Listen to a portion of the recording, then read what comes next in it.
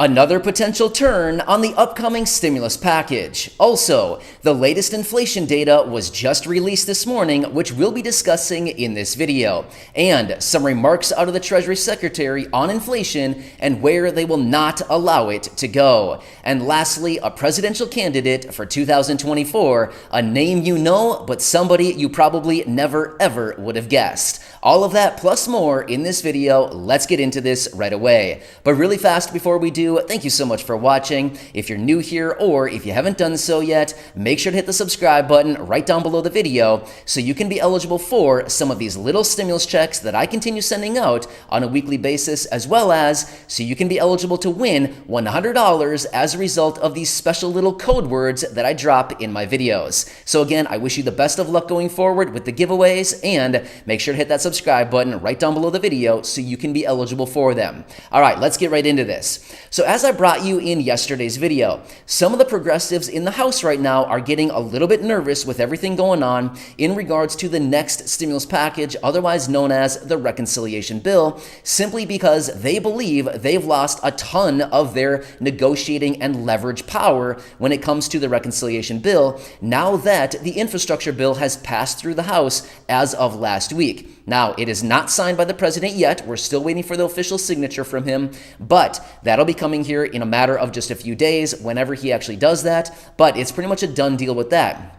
Well, as I brought to you yesterday in yesterday's video, some of these progressives in the House right now are really worried, but because they feel like they've lost a lot of their negotiating power and the leverage that they have on the reconciliation bill because this other bill passed, and that's what they were using as a bargaining chip when it comes to everything that they want in this social spending bill. Well, as a result of that now, some of the progressives are coming out saying, we're scared that they're going to scrap the entire bill and start completely over with a new framework. So they're getting really scared and nervous about this whole reconciliation bill. Remember, they want to get this thing completely passed and done with within the next about week to week and a half or so. So they have a lot on their plate right now. So we had to anticipate the next week and a half or so. Anytime now, we're going to be seeing a lot more progress on this, but progressives are certainly getting very scared when it comes to the reconciliation bill, thinking they're just going to scrap the entire thing and start over with a brand new framework because, again, they have no leveraging power with this, which is why we had those 6 progressives in the House actually vote against the infrastructure bill because, hey, they said we're going to lose all of our leverage if we pass this thing. Well, ultimately, it passed anyway. So, interesting. We'll have to watch that thing very closely and see what actually happens over the coming days here. So, yeah, interesting stuff, right? All right, the latest inflation data was out this morning. It's hot. Let me tell you that much. It is hot, hot, hot. Keep your hands off. We're going to get burned if we touch it. Here's what it is. It came in at 6.2% year over year. That is hot.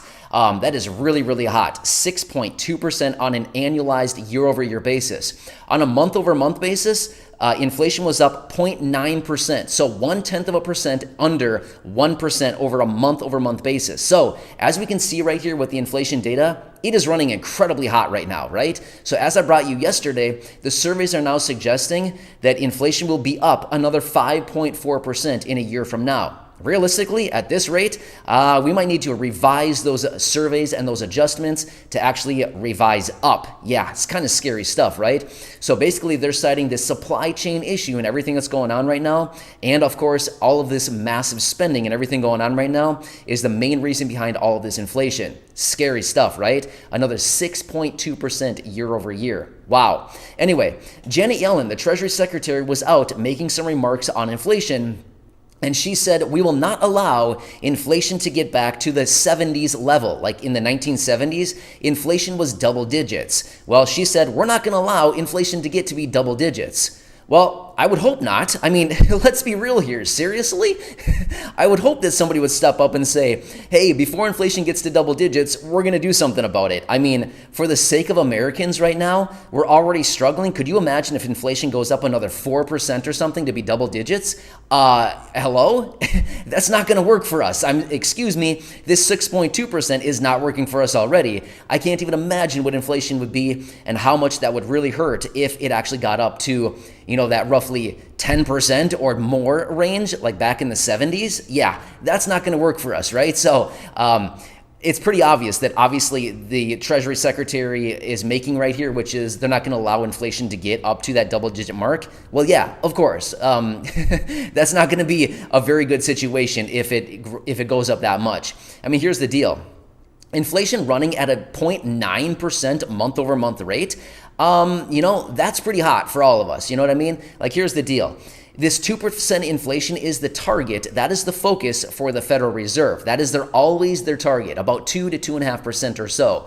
That's their target. However, as you can see, we're running over the target by about, 3 times that right now, roughly. Well, they need to bring this down. But according to the Federal Chairman, Jerome Powell, and the Treasury Secretary, Janet Yellen, they're basically both saying, well, it's probably much going to be running like this at this rate, this kind of hot rate right now for probably another year or so.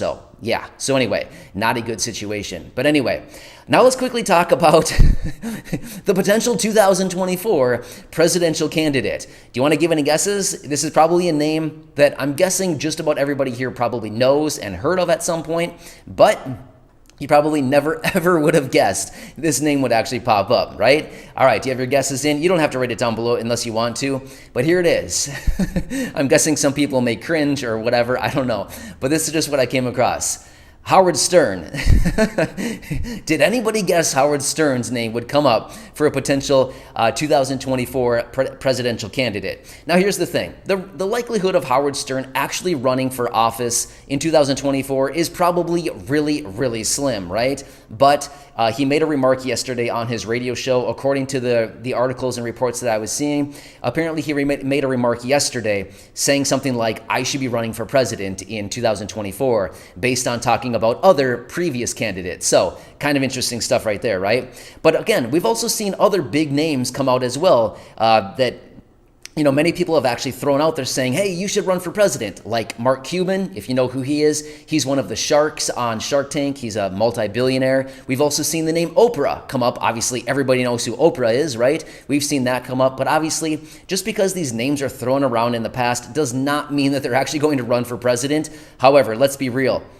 Pretty much like Mark Cuban or Oprah, they'd probably be pretty good presidents. I'm just saying, obviously, I'm not here to push anything anyway, but I'm just saying, these are a couple people who are very, very powerful and they probably have a lot going on. So again, highly unlikely that either of these or any of these people would actually run for president, but it's just kind of funny how some of these big celebrity names are actually all of a sudden popping up as potential possible presidential candidates in 2024. I don't know, just kind of funny, isn't it? So anyway, there's a lot of weird stuff going on once again, but here's what's interesting.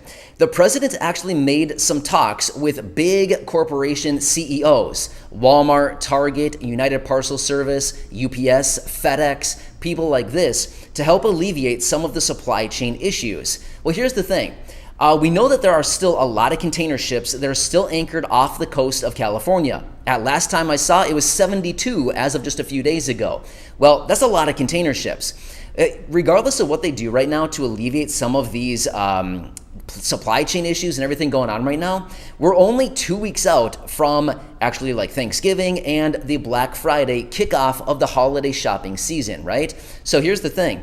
Even if they start implementing all of these other big players in the game, like Walmarts and Targets and UPS and FedEx and people like that, to start using their infrastructure, start using their people and their resources to start moving these products, the deal is we're only a couple weeks away. So realistically, to get all of those container ships anchored off the coast of California right now and get all of their containers and their products and goods and things like that to the store shelves in time, realistically, it's probably too late. This should have been worked on a month and a half ago, 2 months ago, something like that, to start alleviating all of these pressures. At this point, it may be a little bit of a stretch to think that all of those ships are going to be unloaded, or even half of them, in the amount of time that we need to get those products on the shelves in the next 2, 3, 4 weeks or so. It's a stretch because remember, as soon as those ships are actually unloaded, all of those containers need to make their way across the country, and it's going to be like a little trickle into all of these stores, the thousands upon thousands of stores across the country.